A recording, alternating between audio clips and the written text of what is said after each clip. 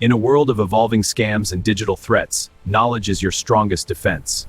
Welcome to Michael's Cyber Shield. Stay informed, stay protected, stay one step ahead. Faces in the world could be completely fake and cost you your entire retirement savings. It sounds impossible, but right now, criminals are using artificial intelligence to create convincing fake videos of celebrities, entrepreneurs, and financial experts, and victims across Australia, Britain, Canada, and the United States are losing millions of dollars. It begins with a video. The image is sharp, the voice is warm, and the face is one that millions of people trust. A famous entrepreneur, a well-known television personality, a celebrated investor, someone whose name alone carries weight, sits in what looks like a professional studio and speaks directly into the camera.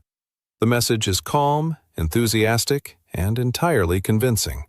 They are talking about a new investment platform, a revolutionary opportunity, a chance to get in early before the returns become impossible to ignore.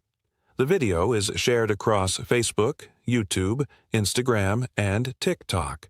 It accumulates hundreds of thousands of views within hours. People watch it on their phones during breakfast in Sydney, on their laptops in Manchester, on their tablets in Toronto, on their desktops in Phoenix. Curious they do not know, because there is no way to know just by watching, that the person speaking never said any of those words. The face is real. The voice sounds real. The background looks real. But every frame of that footage was generated or manipulated by artificial intelligence, and the entire performance was designed with a single purpose: to steal money from ordinary people who simply believed what their eyes told them. This is the AI deepfake investment scam, and it has become one of the most sophisticated, most widespread, and most financially devastating forms of consumer fraud in the modern world. It operates across 4 of the wealthiest English-speaking democracies simultaneously: Australia, the United Kingdom, Canada, and the United States. And it has already extracted hundreds of millions of dollars from victims who, by every reasonable standard, did nothing wrong. They were not naive or reckless. They were people who trusted what looked like a credible source, followed what seemed like a logical process, and handed their savings to criminals who had studied human psychology as carefully as any marketer ever has. The mechanics of the scam are elegant in their cruelty. The first step is always the advertisement. Scammers purchase paid advertising slots on major platforms using stolen credit cards or shell company accounts, or they exploit the targeting algorithms that social media companies use to identify financially interested users. The ad appears in the feed of someone who has recently searched for investment advice, watched a financial YouTube channel, or engaged with content about retirement planning.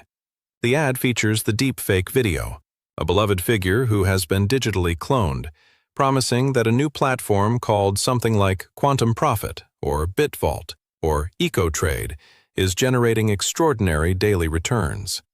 The celebrity endorsement is the entire point. Research shows that people are far more likely to engage with financial content when a trusted public figure is associated with it. And the scammers know this better than anyone. In Australia, the faces most commonly exploited in these deepfakes have included prominent television hosts, well-known entrepreneurs, and famous athletes. The Australian Competition and Consumer Commission has tracked cases where victims believed they were following the investment advice of figures they had admired for years. The emotional connection that Australians feel towards certain public personalities, people who seem honest, grounded, and successful in ways that feel relatable, is precisely the vulnerability that deepfake technology weaponizes. A 62-year-old woman in Queensland who had watched a particular morning television host for 20 years saw a video of that host recommending an investment platform and felt no instinctive reason to doubt it. She invested $40,000.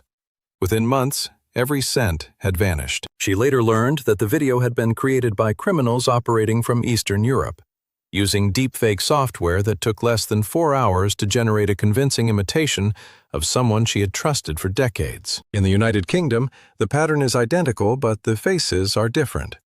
Members of the Dragon's Den panel, Prominent finance journalists, members of the royal family's extended circle, and famous footballers have all had their likenesses used without consent in AI-generated scam advertisements. The Financial Conduct Authority has received thousands of complaints about investment fraud tied to fake celebrity endorsements, and in 2023 and 2024, the volume increased dramatically as deepfake technology became more accessible and more convincing. A retired teacher in Birmingham saw an advertisement featuring a prominent businessman he respected and clicked through to a website that looked exactly like a legitimate investment portal. The site had a professional logo, a detailed FAQ section, a customer service chat window, and a clean onboarding process. He deposited £15,000 and watched a dashboard that showed his balance growing every day. What he was watching was a fabrication. The numbers on the screen had no relationship to any real market. When he tried to withdraw his money, the platform asked for a withdrawal fee. When he paid the fee, they asked for a tax clearance payment. When he refused, the account was locked and the website disappeared. This sequence, the fake dashboard, the manufactured profits, the escalating fees, the sudden disappearance, is so consistent across scam operations in all 4 countries that investigators now refer to it as a standard pipeline. The initial deposit is almost never the final loss. Scammers have learned that once a person has committed money to a platform and has watched their fictional balance grow, they are psychologically primed to invest more, to pay fees they would normally question, and to resist warnings from family members or financial advisors who raise doubts. The dashboard is one of the most psychologically effective tools in the scam. It shows green numbers going up. It sends email confirmations of daily gains. It generates printed statements that look identical to real brokerage account statements. Every element of the interface is designed to make the victim feel that they are winning, because a person who feels they are winning is far more likely to keep playing. In Canada, regulators at the Canadian Anti-Fraud Centre have documented cases that follow this pipeline with painful precision. A 48-year-old man in British Columbia saw an advertisement featuring a well-known Canadian entrepreneur and followed the link to a platform called something that sounded vaguely like a mainstream financial service. Over 6 months, his initial deposit of $20,000 appeared to grow to over $90,000 on the dashboard. He told his wife, who was initially skeptical but was gradually convinced by the monthly statements the platform was generating. When he finally attempted to withdraw $30,000 to pay for home renovations, the platform told him he needed to pay a capital gains advance of $12,000 before any funds could be released. He paid. They then told him there was a cross-border transfer fee. He paid that too. Then came a request for an anti-money laundering verification deposit. At this point, his wife called the platform directly and reached a call center where a person with a professional manner explained calmly that this was standard procedure for large withdrawals. It was not until their son-in-law, who worked in cybersecurity, looked at the platform's domain registration and discovered it had been created 3 months earlier and was registered to an address in a country the platform claimed no connection to, that the family understood what had happened. By that point, the family had lost over $50,000. The call centers are a critical and often overlooked element of the infrastructure. These scams are not run by a single person operating from a bedroom. They are organized criminal enterprises with division of labor, management hierarchies, training materials, and customer service scripts. The call center operators, often located in countries where labor is cheap and legal oversight is limited, are trained to respond to doubt, to manage resistance, and to create urgency. They are given scripts that answer common objections. If a victim says they want to speak to someone before they invest more, the operator knows how to create the impression of a knowledgeable, patient, trustworthy advisor. If a victim says their family is worried, the operator knows how to frame the family's concern as a failure to understand modern investment opportunities. If a victim threatens to contact authorities, the operator has a response ready that acknowledges the concern, validates the victim's intelligence, and subtly shifts blame for any delay in returns toward regulatory bureaucracy, rather than the platform itself. In the United States, the Federal Trade Commission has identified deepfake investment fraud as one of the fastest-growing categories of consumer loss. The American cases often involve the likenesses of technology billionaires, prominent venture capitalists, and financial media personalities. The country's vast population and its deeply ingrained culture of entrepreneurial aspiration make it particularly fertile territory for this type of fraud. A retired engineer in Florida saw an advertisement featuring a tech entrepreneur whose rags-to-riches story he had followed with admiration for years. The video showed that entrepreneur explaining a new AI-powered trading platform that was, according to the video, so effective that it was difficult to keep up with the returns it generated. The retired engineer, whose savings were modest and whose retirement was already feeling precarious, saw in this video a solution to a genuine anxiety. He invested his savings. Within a year, he had lost everything he had set aside over 4 decades of work. He was 71 years old. He did not recover financially. His case is documented in FTC reports, but his name does not appear in them because victims of investment fraud in the United States are often too ashamed to allow their names to be used publicly, even when they have done nothing to be ashamed of. The shame element is one of the most corrosive dimensions of this crime. Victims across all 4 countries describe a consistent pattern of self-blame that makes it harder for them to report to fraud promptly, and harder for them to accept help once they have. They say things like, "I should have known. I'm not stupid. I've always been careful with money. How could I have fallen for this?" The answer to that last question is both simple and important. They fell for it because the technology had advanced to a point where the visual and auditory cues that human beings use instinctively to assess credibility had been successfully replicated by machines. When we see a face we recognize, we trust the words coming out of it. This is not naivete. It is a deeply wired cognitive response that served human beings well for hundreds of thousands of years, before AI-generated video existed. Deepfake technology does not exploit foolishness. It exploits the fundamentally human capacity for recognition and trust. The technology itself has followed a predictable and alarming trajectory. In the early days of deepfake video, the results were visibly imperfect. Eyes blinked at wrong intervals, skin tones shifted at the edges of faces. Voices had a synthetic quality that careful listeners could detect. By 2023 and 2024, these imperfections had been largely eliminated by rapid improvements in generative AI models. The cost of producing a convincing deepfake video had dropped from tens of thousands of dollars to hundreds, and in some cases, to nothing at all. Free tools capable of producing passable results were available to anyone with a basic computer and an internet connection. The criminals who run investment scam operations were among the earliest and most enthusiastic adopters of these tools, because the return on investment was extraordinary. A deepfake advertisement that costs $500 to produce and costs $3,000 to distribute across social media platforms needs only a handful of victims to generate returns that dwarf any legitimate marketing campaign. The platforms on which these advertisements appear have struggled.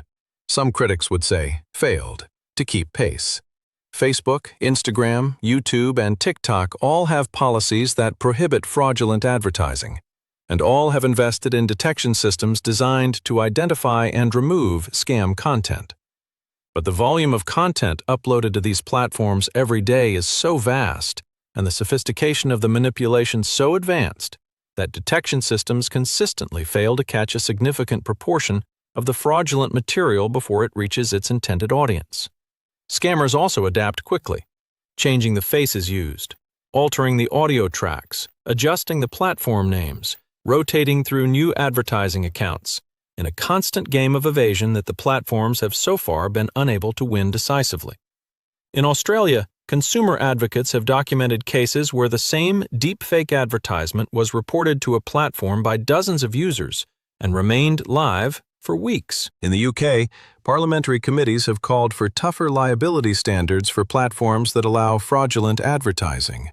In Canada, the federal government has proposed legislation that would require platforms to take down reported fraudulent content within 24 hours. In the United States, the legislative response has been more fragmented, with different states pursuing different standards. What happens after the money is gone is almost as important as the story of how it disappears. Recovery is rare. Cryptocurrency, which is the preferred payment method for the most sophisticated operations, is genuinely difficult to trace and virtually impossible to recover once transferred. Wire transfers to overseas accounts are marginally easier to pursue, but still require cooperation between financial institutions and law enforcement agencies across multiple jurisdictions, a process that is slow, expensive, and often unsuccessful. Victims who have lost tens of thousands of dollars typically find that the legal cost of attempting recovery exceeds the amount they might realistically hope to reclaim. Law enforcement agencies in all 4 countries take these cases seriously, but the criminal organizations behind them operate across borders, use infrastructure that is distributed across dozens of countries, and leave trails that are deliberately designed to be difficult to follow. Successful prosecutions have occurred, but they represent a small fraction of the total number of operations that are active at any given time. What can actually be done, and what are ordinary people supposed to do with information like this? The first and most protective instinct is skepticism about any financial opportunity that appears in a social media feed and features a celebrity endorsement. Legitimate investment opportunities are not discovered through Facebook videos. Famous entrepreneurs and television personalities do not personally endorse investment platforms in unsolicited advertisements. If a video of a well-known person appears to be recommending a financial product, the appropriate response is to go directly to that person's verified official accounts and check whether they have mentioned anything of the sort. They almost certainly have not. In many cases, the real celebrities have been forced to post explicit denials on their own platforms, warning their followers that a deep fake of them is circulating and that they have no connection to the investment product being promoted. Some have taken legal action, but the legal tools available to pursue these cases across international borders are limited. Financial regulators in all 4 countries maintain public registers of authorized investment firms. Before depositing money with any platform, a 5-minute check against the register of the relevant national regulator, the Australian Securities and Investments Commission, the Financial Conduct Authority in the UK, the Investment Industry Regulatory Organization of Canada, or the Securities and Exchange Commission in the United States, can confirm whether a platform is legitimate. Unlicensed platforms are by definition fraudulent, and any platform that cannot be verified in those registers should be avoided entirely, regardless of how professional its website looks or how enthusiastically it is endorsed by a familiar face. The deeper lesson is about the moment we are living in. The tools that allow criminals to replicate the faces and voices of trusted public figures and deploy those replicas in advertisements served directly to the people most likely to respond to them represent a genuinely new threat, not just to individual financial safety, but to the basic social trust that makes communication possible. If any video can be faked, and if the fakes are indistinguishable from real footage by casual inspection, then the evidentiary value of seeing something with your own eyes begins to erode. The victims in Queensland and Birmingham and British Columbia and Florida were not deceived because they were careless. They were deceived because they were human, and because a technology that did not exist in its current form 10 years ago had been turned against the most fundamental human instinct, the instinct to believe what we see.